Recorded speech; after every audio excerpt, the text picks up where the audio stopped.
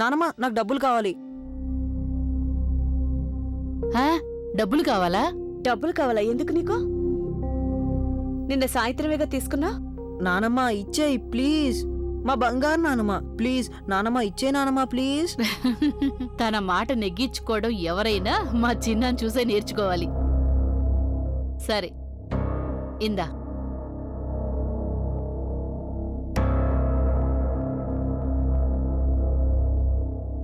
మా చిన్న కోసం 100 రూపాయలు.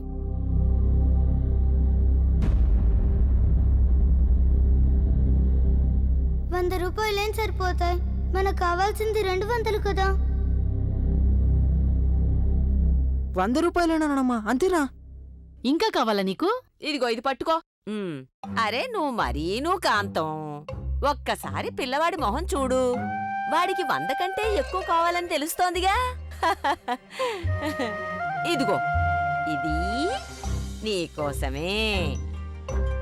ఇదిగో 100, ఇదేమో ఇంకో 100. సరేనా?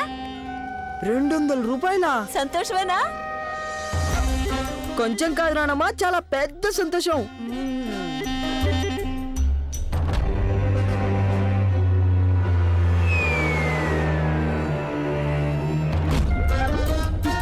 భలేవారే పెద్దమ్మగారు, మీరు ఇలా 200 రూపాయలు అడగగానే ఇచ్చేస్తున్నారా చిన్నబాబు గారికి? అంతేగా మరి. నా మనవడంటే మాటలా మరి. నేను వాణ్ణి ముద్దు చేయకపోతే ఇంకెవరిని చేస్తాను? ఆ అయినా కాంతంలాగా నేనేమైనా పిసినారి దాన్నా? పిసినారి కాదక్కయ్యా, నాకంటూ కొన్ని లెక్కలుంటాయి.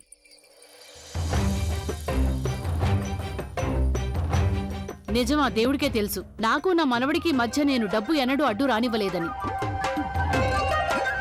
డబ్బేగా కావాలి నీకు? ఇందా తీసుకో, 500 ఇస్తున్నాను. 500 రూపాయలా నానమ్మ? అయ్యో అత్తయ్య, 500? ఇంత డబ్బేం చేసుకుంటాడు పిల్లవాడు? చెడిపోడు. చెడిపోని, నాకు కదా మనవడు, మధ్యలో నీకెందుకు?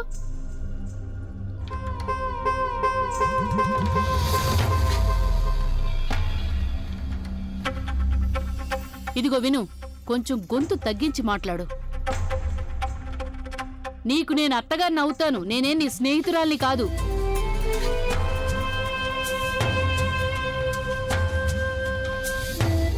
ఏమనుకున్నావు నువ్వు? మా సాగర్ విషయంలో నన్నెవరైనా పిసిని కొట్టంటే నేను వింటూ ఊరుకోవాలా? నా ఇష్టం, నా ఇష్టం. ఇంకా కావాలా నీకు? కావాలా చెప్పు. వద్దు వద్దు నానమ్మ, నాకు ఇంక అక్కర్లేదు. Thank you.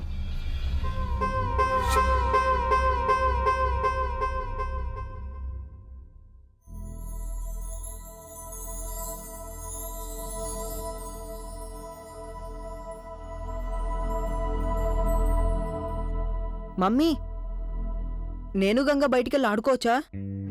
అలాగే వెళ్ళు, కానీ తొందరగా వచ్చేయాలి. Thank you. పద గంగా, తొందరగా వచ్చేయాలి. నీకేమైనా మతిపోయిందా? ఆ గంగ వెంట ఎందుకు వెళ్ళనిచ్చావు? నేనిక్కడే ఉన్నానుగా. నన్ను అడిగి ఉండొచ్చుగా, అత్తయ్య గారు నేను గంగని పంపించినా వద్దని అడగచ్చుగా.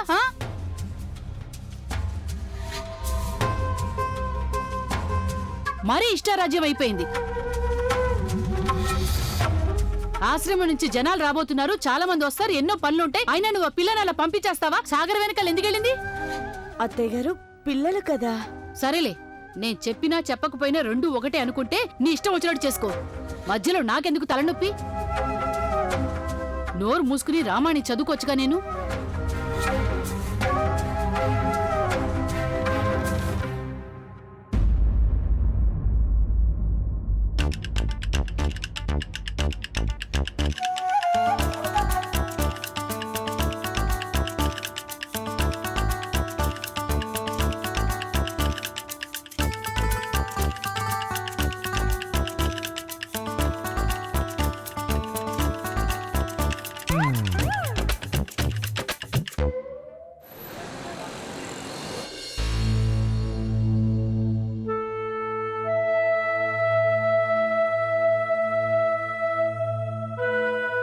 సాగర్, మన జిలేబీ ప్రసాద్ కోలుకుంటాడు కదా?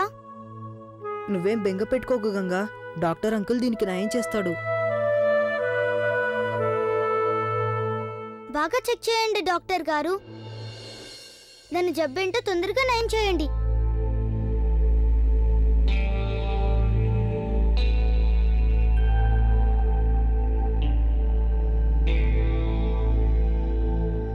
అసలు ఎందుకు ఏమైంది దీనికి?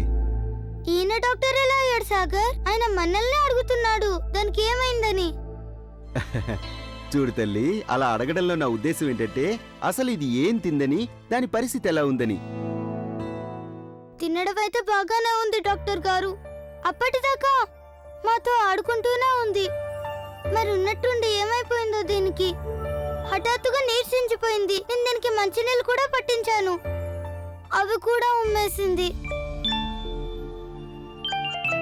సరే గాని తల్లి, నువ్వలా ఎందుకు ఏడుస్తున్నావు?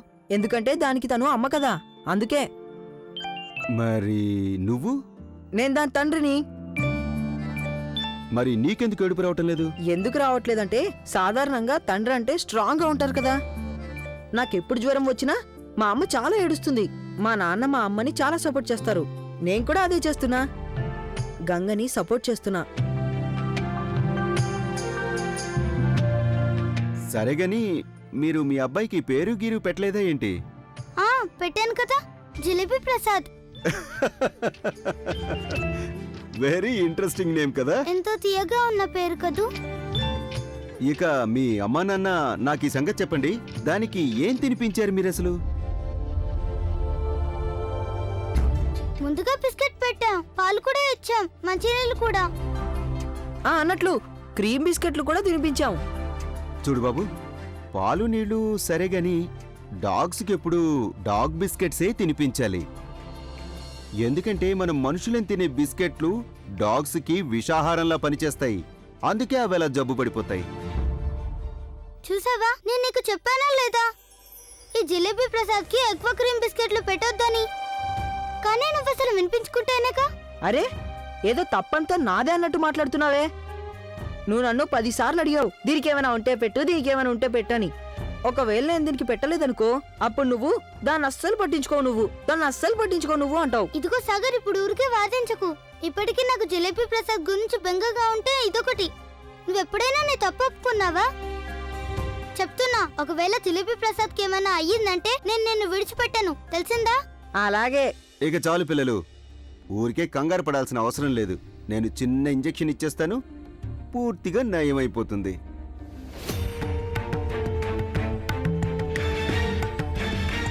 అదేంటి డాక్టర్ గారు, దీన్ని మీరు చిన్న ఇంజెక్షన్ అంటారా?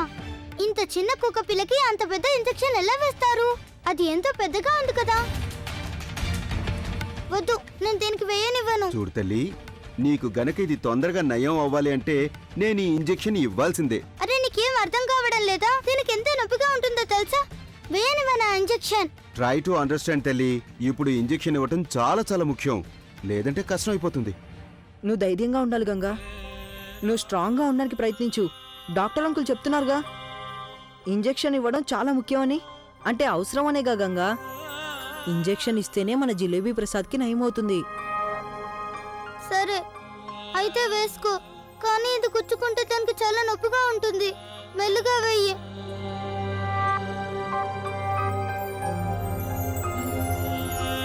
డోంట్ వరీ గంగా, మెల్లిగా.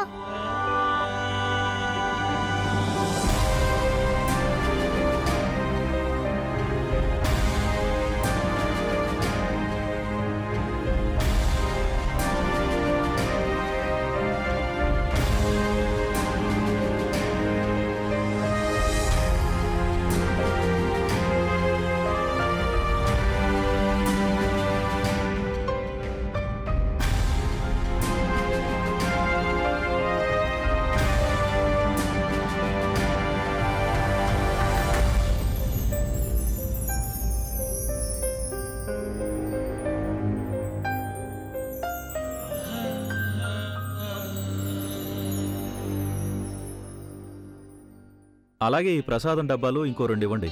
సరే, ఇది చూడండి, మీరు పని చేయండి, వీటన్నిటిని కలిపి ఒక సంచిలో వేయండి, సరేనా?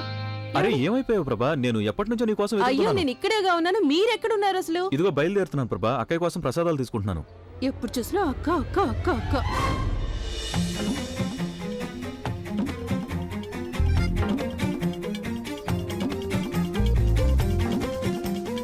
చచ్చాను బాబు. రామ్మూర్తి గారు ఇటే వస్తున్నారే. ప్రభగారు, ఏమండో ప్రభగారు? ఆ, తప్పుకోరా, ఇటివ్వండి. అరే, ఎంత ఇది బాబు? ప్రభా. 100 రూపాయలేగా, తీసుకో బాబు. మొత్తం 100 రూపాయల నోటు తీసుకో. ఏమండి, అన్ని తీసుకోండి, తొందరగా ఇంటికి వెళ్దాం. ప్రభగారు, నా డబ్బులు. ప్రభా నిన్ను ఎవరో పిలుస్తున్నట్టు అనిపిస్తుంది. నన్న అది బిచ్చగాడై ఉంటాడు. డబ్బు గల వాళ్ళని చూస్తే చాలు బిచ్చగాడు వెంట పడిపోతారు. మీరు పదండి, ఇంటికి వెళ్దాం ప్లీజ్. ఆ. పదరా. ప్రభగారు, నా డబ్బులండి. ఈ రామ్మూర్తి వల్ల నాకు ఇవాళ 30 రూపాయల నష్టం. హాయిగా నడుచుకుంటూ ఇంటికి వెళ్ళేవాళ్ళం కదా. ఆటో. ప్రభా ఆటో దేనికి? మన ఇల్లు పక్కనేగా ఉంది, దగ్గరేగా. అయితే ఏమైంది? నా బంగారు కొండ ఎంతో అలసిపోయాడు. దీనికి కూడా మీరు ఆదా చేస్తానని మాత్రం అనకండి. పదండి, ఆటోలో వెళ్దాం ప్లీజ్. వెళ్దాం ఆటోలో ప్లీజ్. 20 రూపాయలేగా అయ్యేది. పదండి, కూర్చోండి ఆటోలో. అరే, పదండి ప్రభా. పదండి, త్వరగా ఎక్కండి. రారా వంశీ. ప్రభగారు, ప్రభగారు, నా డబ్బులండి. ఇదిగో ప్రభగారు, నా డబ్బులండి. తనేదో చాలా తెలివైందని అనుకుంటోంది, కానీ తనిప్పుడు ఈ రామ్మూర్తితోనే పెట్టుకుంది. కానీ నేను తన్ని వదలను. పదబాబు పోనీ రైల్వే కాలనీకి తీసుకెళ్ళు. ప్రభా అసలు నీకు కొంచెం కూడా బేరం ఆటం రాదు. ఇక్కడి నుంచి రైల్వే కాలనీకి 15 రూపాయలే కదా. నువ్వు దేనికి 30 రూపాయలు అన్నావు? ఎందుకు అలా ఇచ్చుకుంటూ పోతే అసలు? నాకు కాళ్ళు నొప్పిగా ఉన్నాయండి, అందుకే. నీ కాళ్ళు నొప్పెడుతున్నాయా? ఇంతకు ముందేమో వంశీ అలసిపోయాడు, నడవలేకపోతున్నాడు అన్నావు. అసలు ఏం మాట్లాడుతున్నావు? నీకు అర్థం అవుతుందా? తల్లిని కదా, ఆయన తల్లి ప్రేమ మీకేమర్థం అవుతుంది? పిల్లాడికి కాళ్ళు నొప్పెడితే తల్లికి కాళ్ళు నొప్పెడతాయి కదా. మీరేమో తండ్రి కదా, మీకేం తెలుస్తుంది లేండి తల్లి ప్రేమ అంటే ఏంటో. అంటే అంటే గింటే ఇప్పుడు ఎందుకండి? ఇదిగో బాబు, తొందరగా పోని. ఇంత నిదానంగా వెళ్తున్నావే.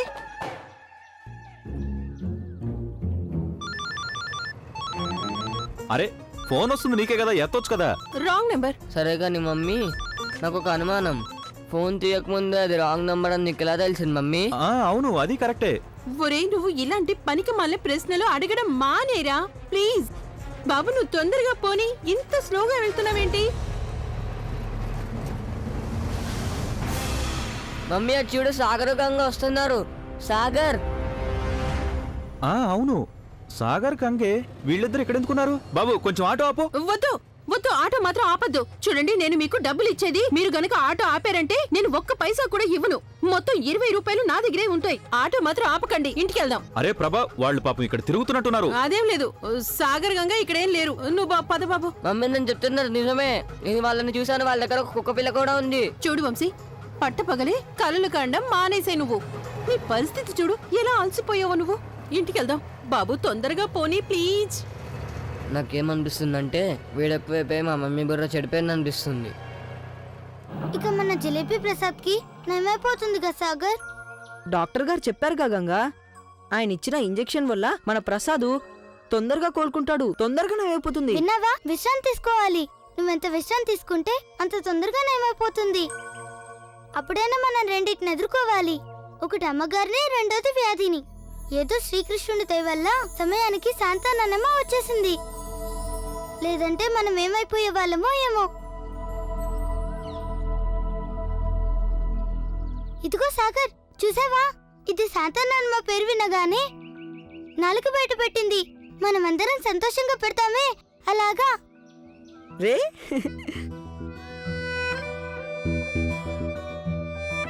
నాకేమనిపిస్తుందంటే గంగా, దీనికి మన శాంతా పెద్దమ్మ నచ్చినట్టుంది. అంతేగా జిలేబీ ప్రసాద్, అంతేనా? నచ్చినా ఏం చేస్తుంది? ఏదో తెలియకనే కావచ్చు. శాంతానమ్మ మన జిలేబీ ప్రసాద్ ని అమ్మగారు గంట పడకుండా కాపాడింది. అంటే మంచివాళ్ళు అందరికీ మంచివాళ్ళగానే కనిపిస్తారు. ఆవిడేమో నేను అడగగానే మిఠాయిలు పెట్టారు, నీకు డబ్బులు కూడా ఇచ్చారు. దాంతో అమ్మగారు ఉడుక్కొని నీకు మరిన్ని డబ్బులు ఇచ్చేశారు. నాకు ఒకటి అర్థం కావడం లేదు సాగర్. శాంతానమ్మ అంత మంచిదైనా అమ్మగారు ఆమెను ఇంట్లోకి ఎందుకు రానివ్వడం లేదు? నాకు కూడా శాంతా పెద్దమ్మ ఎంతో మంచిదనిపిస్తుంది గంగా.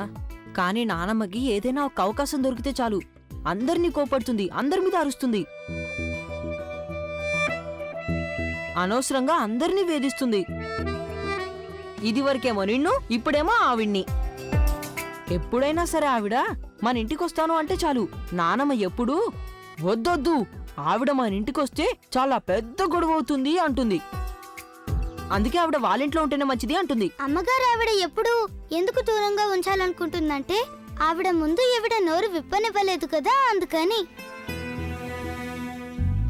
సరిగ్గా చెప్పావు గంగా. బహుశా అదే అయ్యుంటుంది. కానీ గంగా, శాంత పెదరానమ్మ విషయంలో మాత్రం నాకొక్క విషయం అస్సలు నచ్చదు. ఆవిడలా కంపు పని చేయడమేనా? సరిగ్గా చెప్పావు. అది మనం భరించాల్సిందే. పొట్ట ఎవరికుంటుందో వాళ్ళు ఇలాంటి పనే చేస్తుంటారు. నిజానికి ఆవిడ పేరు శాంతా నానమ్మ కాదు, శాంతా వాయువు పెద్ద నానమ్మ అయి ఉండాల్సింది. అవునులే, వాయు వదలడమేగా ఆవిడ పని. అలా అంటే ఎలా కోడలా? ఎలా చెప్పు? నువ్వు గనక ఇలాగే ఉంటే ఆ రోజు ఎంతో దూరంలో లేదు. నువ్వేం చెప్పినా ఎవరూ వినరు.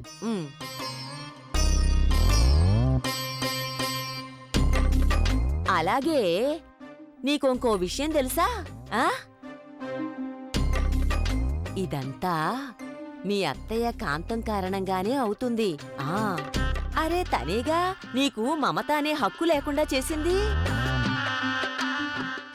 అరే ఒక మమత హక్కే ఉంది, అన్ని హక్కులు లాగేసుకుంది నీ నుంచి.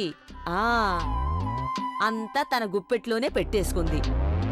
అయ్యో, దేవుడి దయ వల్ల నేను అబద్ధం చెప్పనమ్మా.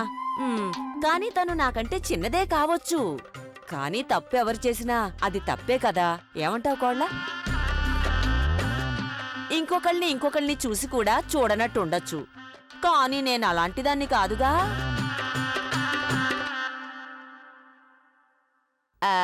అన్నట్టు ఈ జీడిపప్పు కిస్మిస్ ఎక్కడున్నాయి? నేను తీసుకొస్తాను. అరే నువ్వు ఉండు, నేను తెస్తాగా.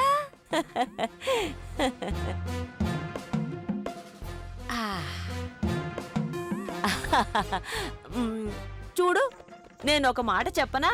తప్పకుండా చెప్పాలనుకుంటున్నాను. అది ఈ జన్మలో మీ అత్తయ్య ఎన్నో పాపాలు చేసుండొచ్చు కోడలా. కానీ పోయిన జన్మలో చాలా పుణ్యం చేసుకొనుంటుంది. అందుకే నీలాంటి కోడలు దొరికింది. గోమాతవి తల్లి, నువ్వు గోమాతవి. అందుకే నువ్వు చీకొట్టినా, చీదరించుకున్నా, కోపడినా నోరెత్తకుండా భరిస్తావు. లేదు పెద్దత్తయ్య, అలాంటిదేమీ లేదు. అత్తయ్యకి కొంచెం కోపం ఎక్కువ, కానీ చాలా మంచివారు. మీరు బయట కూర్చొని టీ తాగండి, నేను పకోడీలు చేసి తీసుకొస్తాను. పకోడీలు చేస్తున్నావా? చెయ్యి.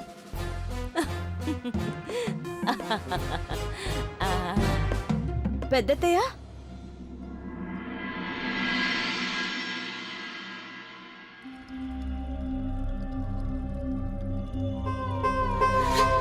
కాంతం, అసలు నువ్వు ఒక్కదానివే అనుకో.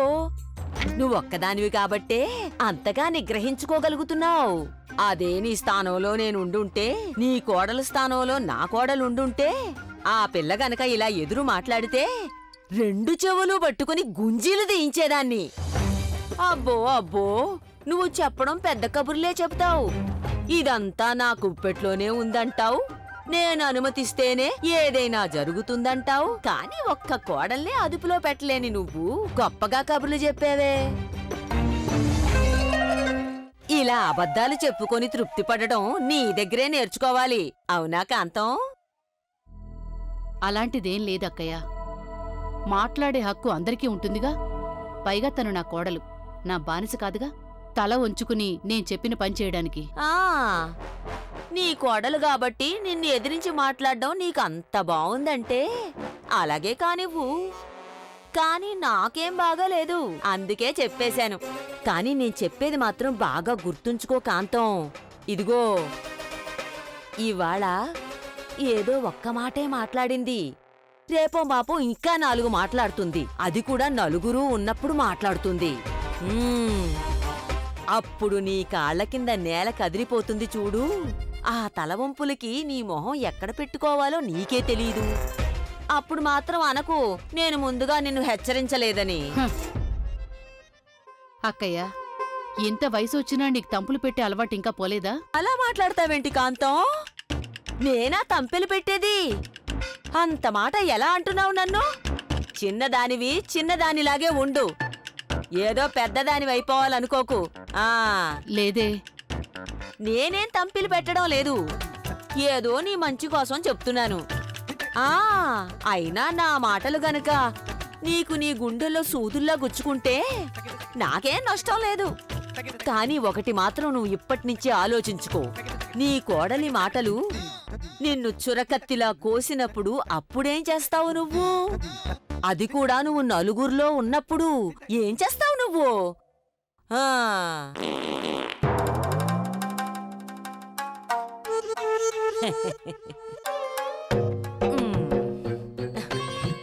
ఇప్పుడు తేలిగ్గా ఉంది.